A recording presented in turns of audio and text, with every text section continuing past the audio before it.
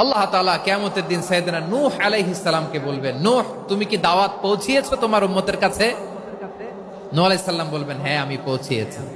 এবার নূহের উম্মতকে আল্লাহ জিজ্ঞেস করবেন, এ নূহের উম্মতেরা, তোমাদের নবী নূহ কি দাওয়াত পৌঁছিয়েছে?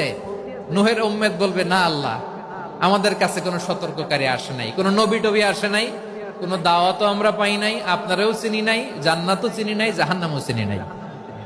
নূহ আলাইহিস সালাম বিপদে পড়ে যাবেন।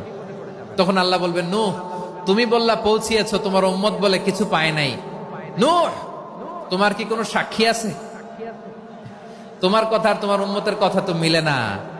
তুমি বললা তুমি আমার নির্দেশনা দাওয়াত পৌঁছে দিয়েছো, কিন্তু তোমার উম্মত বলে পায় নাই। নূহ তোমার পক্ষে কোনো সাক্ষী আছে?